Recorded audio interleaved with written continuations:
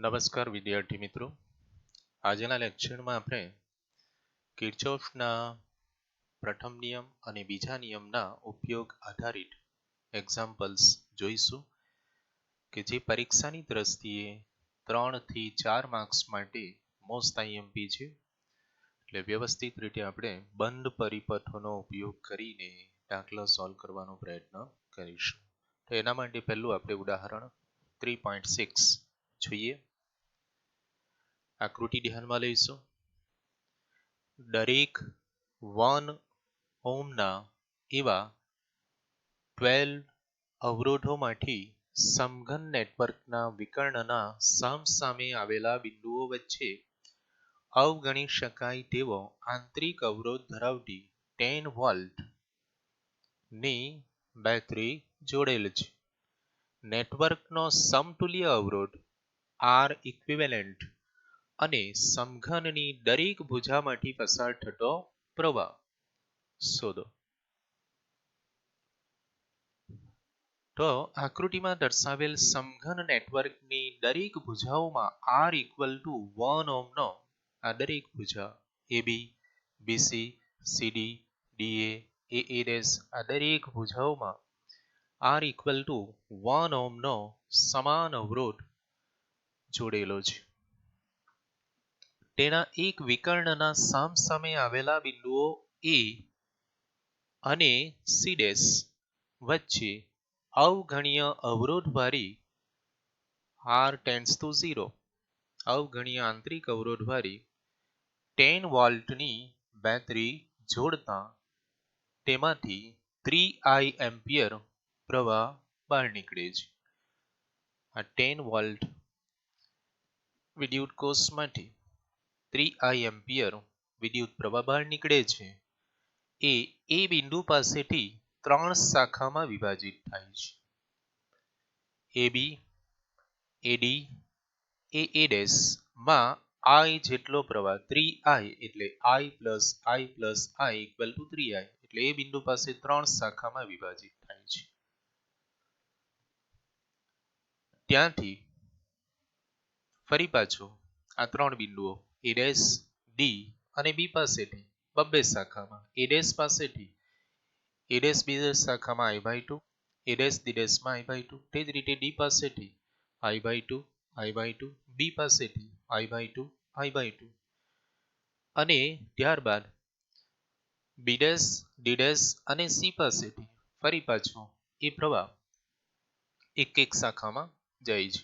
એટલે I/2 plus I/2 એટલે B' પાસે I જેટલો પ્રવાહ ભેગો થઈને પછી B', C' તે રીતે D', C' માં પણ I, C' માં પણ I જેટલો પ્રવાહ આ રીતે I plus I plus I એ રીતે C' પાસે ફરી પાછો 3I એમ્પિયર જેટલો વિદ્યુત પ્રવાહ ભેગો થઈને ફરી પાછો આ રીતે પરિપથમાં આગળ વધે છે. આ રીતે 3I એમ્પિયર ત્યાંથી 3 શાખા ફરી પાછું 2 શાખા અને ફરી પાછો ભેગો થઈને તો એના આધારે સમમિતિના આધારે દરેક ભુજામાંથી વહેતા પ્રવાહો અને તેમની દિશા આકૃતિમાં બતાવ્યા પ્રમાણે નિર્ધારેલી છે, જે આપણે જોઈ ગયા. હવે બંધ ગાળા A, B, C, C', E, A જોઈએ.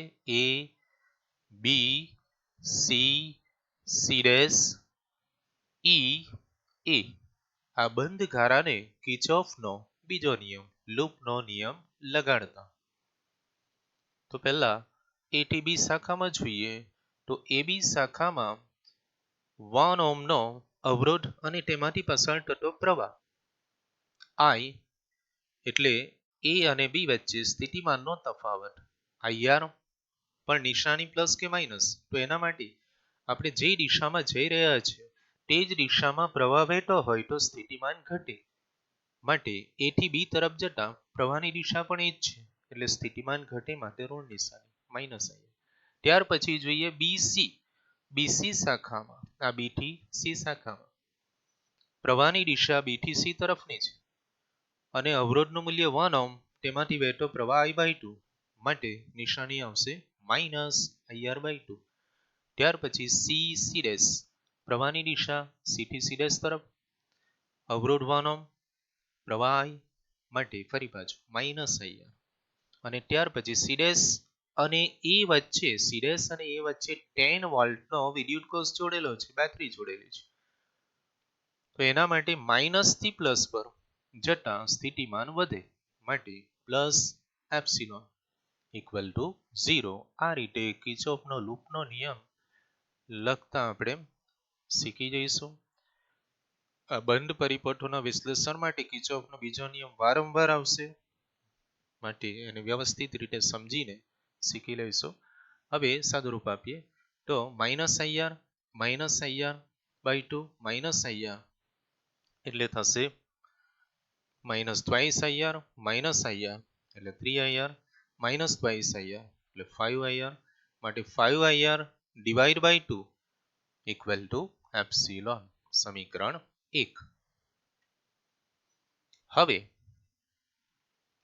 વિકર્ણના જે બે બિંદુઓ A અને C' વચ્ચે આપણે સમતુલ્ય અવરોધ શોધવાનો છે. તે બે બિંદુઓ વચ્ચે સમઘનની જગ્યાએ સમઘન નેટવર્કની જગ્યાએ એક સમતુલ્ય અવરોધ R ઇક્વિવેલેન્ટ એવી રીતે જોડી દઈએ કે જેથી તેમાંથી વહેતો પ્રવાહ પણ 3I જ હોય.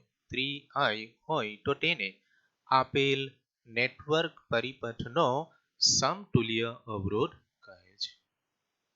અને આ બીજી આકૃતિમાં જે બંધ પરિપથ રચાયો એ બંધ પરિપથને એટલે કે A C' E A ને કિર્ચોફનો બીજો નિયમ લગાડતા તો વહેતો પ્રવાહ R ઇક્વિવેલેન્ટમાંથી વહેતો પ્રવાહ કેટલો છે? 3I એટલે minus 3I R equivalent equal two minus epsilon. ઋણ નિશાની કાઢી નાખીએ તો 3IR equivalent equal to epsilon. સમીકરણ 1 અને 2 સરખાવતા 3IR equivalent equal to 5IR by 2 તો બંને બાજુથી I નીકળી જશે માટે R equivalent equal to 5/6 R. આ આપણો પહેલો આન્સર થશે. તો આપેલ નેટવર્કનો સમતુલ્ય અવરોધ R equivalent equal to 5/6 R પણ R નું મૂલ્ય આપી દીધું છે R ઇક્વલ ટુ 1 ઓહ્મ તો 1 મૂકી દઈએ તો R equivalent equal to 5/6 into 1 equal to 5/6 ohm. આ આપણો પહેલો જવાબ. બરાબર. તો આ રીતે કિર્ચોફના બીજા નિયમનો ઉપયોગ કરીને નેટવર્કનો સમતુલ્ય અવરોધ R equivalent equal to 5/6 ohm આપણે શોધ્યો.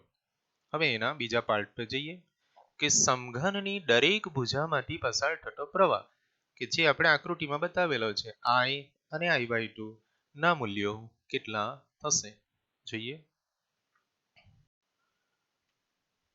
તો દરેક ભુજામાંથી વહેતો પ્રવાહ શોધવા માટે શરૂઆત કરીશું. બેટરીમાંથી બહાર નીકળતો પ્રવાહ 3I equal to epsilon upon R equivalent માટે 3I ઇક્વલ ટુ એપ્સિલોનનું મૂલ્ય 10 ડિવાઈડ બાય R ઇક્વિવેલેન્ટ આપણે શોધી ગયા 5/6. સાદુરૂપ આપીએ તો પ્રવાહ I ઇક્વલ ટુ 60/15 માટે I equal to 4 ampere. I નું મૂલ્ય આવ્યું 4 એમ્પિયર. તો એમાં AB AD AA' D' C' B' C' અને C' માંથી વહેતા પ્રવાહો I ના મૂલ્યો એટલે આ 6 શાખામાંથી વહેતા પ્રવાહો I ઇક્વલ ટુ 4 એમ્પિયર થશે. તો એના માટે હવે ફરી એકવાર આકૃતિ ધ્યાનમાં લઈશું કે સમઘનની દરેક ભુજામાંથી વહેતો પ્રવાહ આકૃતિમાં દર્શાવ્યા મુજબ AB AD AB AD AA' D' C' અને C' માંથી વહેતા પ્રવાહો I હોવાથી I ઇક્વલ ટુ 4 એમ્પિયર અને A'B' A'D' BB' BC અને DC શાખામાંથી વહેતા પ્રવાહો I/2 હોવાથી I નું મૂલ્ય અહીં આપણે મૂકી દઈએ તો I/2 equal to I equal to 4 divide by 2 equal to twice ampere થશે. આ રીતે આ દાખલો, આ એક્ઝામ્પલ 4 માર્ક્સ માટે ખૂબ જ અગત્યનો. 3 માર્ક્સ માટે હોય તો કદાચ આર ઇક્વિવેલન્ટ સમઘન નેટવર્કનો સમતુલ્ય અવરોધ સુધી પૂછાય, પણ 4 માર્ક્સ હોય તો આપણે વધારાનું પણ આ રીતે યાદ રાખીશું. તો આપણો આ પહેલો 4 માર્ક્સનો આજનો અગત્યનો પ્રશ્ન અહીં પૂર્ણ થાય છે. હવે આપણે ઉદાહરણ 3.7 જોઈશું. આકૃતિમાં દર્શાવેલ નેટવર્કમાં દરેક શાખામાંથી વહેતો પ્રવાહ શોધો. તો આ જે એક નેટવર્ક પરિપથ આપ્યો છે એમાં દરેક શાખામાંથી વહેતો પ્રવાહ આપણે શોધવાનો છે. તો બી અને ડી વચ્ચે અવગણ્ય આંતરિક અવરોધવાળી 5 વોલ્ટની બેટરી અને એ અને સી વચ્ચે 10 વોલ્ટની બેટરી જોડેલી છે. તેથી નેટવર્કની જુદી જુદી ભુજામાં વહેતા પ્રવાહો અને તેની દિશા આકૃતિમાં દર્શાવ્યા પ્રમાણે ધારો. હવે બંધ ગાળા એ ડી સી એ, બંધ ગાળા એ ડી સી એ ને કિર્ચોફનો બીજો નિયમ લગાડતા. અગાઉના એક્ઝામ્પલમાં આપણે શીખી ગયા. શરૂઆત કરીએ એ થી ડી. પહેલા એડી શાખાને ધ્યાનમાં લઈએ. તો એડી શાખામાં જોડવામાં આવેલ અવરોધ 4 ઓહ્મ અને તેમાંથી વહેતો પ્રવાહ I1 - I2 અને એ પણ એ થી ડી તરફ માટે સ્થિતિમાન ઘટે માટે નિશાની આવશે ઋણ, એટલે -4 કૌંસમાં I1 - I2. ડીસી શાખામાં જોઈએ તો 2 ઓહ્મનો અવરોધ છે અને ડી થી સી તરફ જઈએ પણ પ્રવાહ સી થી ડી તરફ આવી રહ્યો છે, એટલે સ્થિતિમાન વધશે. માટે 2 ઓહ્મનો અવરોધ અને પ્રવાહનો ગુણાકાર એ પ્લસ આવશે, એટલે પ્લસ ટ્વાઇસ પ્રવાહ I2 plus I3 minus I1. ત્યાર પછી સી એ શાખા, સી થી એ શાખા. સી એ શાખામાં 1 ઓહ્મનો અવરોધ અને તેમાંથી વહેતો પ્રવાહ I1 એ સી થી એ તરફ જ જઈ રહ્યો છે, માટે સ્થિતિમાન ઘટશે. માટે માઇનસ I1 -1 ઇન્ટુ I1 એટલે માઇનસ I1. અને શરૂઆતમાં આપણે આ 10 લખ્યું છે એ વિદ્યુત કોષ માટે જ. તો અહીં પણ માઇનસ થી પ્લસ પર જઈએ, માઇનસ થી પ્લસ પર એટલે સ્થિતિમાન વધશે. માટે +10 જે શરૂઆતમાં જ લખી દીધું છે. આ રીતે એડીસીએ ને કિર્ચોફનો બીજો નિયમ લગાડતા સાદુરૂપ આપીએ. માટે 10 માઇનસ કૌંસ છોડી નાખીએ 4I1 plus 4I2 minus minus plus twice I2 plus twice I3 minus twice I1 minus I1 equal to 0. માટે 10 minus 7I1 plus 6I2 plus twice I3 માટે 7I1 minus 6I2 minus twice I3 equal to 10. સમીકરણ 1. હવે બંધ ગાળા ABCA ને કિર્ચોફનો લૂપનો નિયમ લગાડતા. તો AB શાખામાં પ્રવાહ A થી B તરફ I2 અને અવરોધ 4 માટે -4I2. ત્યાર પછી બીસી શાખામાં જોઈએ તો પ્રવાહ B થી C તરફ I2 + I3 અને અવરોધ ટ્વાઇસ માટે -ટ્વાઇસ I2 + I3. અને CA શાખામાં 1 ઓહ્મનો અવરોધમાંથી વહેતો પ્રવાહ C થી A તરફ માટે -I1 અને વિદ્યુત કોષ માટે માઇનસ થી પ્લસ પર જતા એટલે +10 ઇક્વલ ટુ 0. અહીં પણ સાદુરૂપ આપીએ તો સમીકરણ મળશે I1 plus 6I2 plus twice I3 equal to 10. સમીકરણ 2. ત્યાર પછી ત્રીજો એક બંધ ગાળો ધ્યાનમાં લઈએ. બંધ ગાળા બી સી ડી ઈ બી બી સી ડી ઈ બી ને કિર્ચોફનો લૂપનો નિયમ લગાડતા બી થી સી તરફ 2 ઓહ્મનો અવરોધ અને પ્રવાહ I2 પ્લસ I3 એ જ દિશામાં એટલે minus twice I2 plus I3 સીડી વચ્ચે I2 plus I3 minus I1 પ્રવાહ વહી રહ્યો છે અને અવરોધ 2 ઓહ્મ અને દિશા સી થી ડી તરફ જ માટે minus twice I2 plus I3 minus I1 અને ડી થી બી તરફ માઇનસ થી પ્લસ પર જઈએ તો સ્થિતિમાન વધે એટલે પ્લસ 5 ઇક્વલ ટુ 0. કૌંસ છોડી નાખીએ અને સાદુરૂપ આપીએ તો અહીં આપણને સમીકરણ મળશે I1 minus twice I2 minus twice I3 equal to minus of 2.5. સમીકરણ 3. તો એ ત્રણ સમીકરણો સમીકરણ 1 7I1 minus 6I2 minus twice I3 equal to 10. સમીકરણ 2 I1 plus 6I2 plus twice I3 equal to 10. અને સમીકરણ 3 I1 minus twice I2 minus twice I3 equal to minus 2.5. માં નીચે મુજબના આપણે ફેરફારો કરીને પ્રવાહોના મૂલ્યો શોધવાનો પ્રયત્ન કરીશું. તો એના માટે સમીકરણ 1 અને 2 નો સરવાળો કરતા 1 plus 2 કરીએ તો 7I1 plus I1 8I1 minus 6I2 plus 6I2 નીકળી જશે minus twice I3 plus twice I3 એ પણ નીકળી જશે એટલે રહી ગયું 8I1 equal to 10 plus 10 20 માટે I1 equal to 20 divided by 8 equal to 5 by 2 ampere. સમીકરણ 4. ત્યાર પછી સમીકરણ 2 અને 3 નો સરવાળો કરતા સમીકરણ 2 plus 3 કરીએ તો I1 plus I1 twice I1 6I2 minus twice I2 એટલે plus 4I2 અને twice I3 નીકળી જશે plus minus 10 minus 2.5 એટલે 7.5.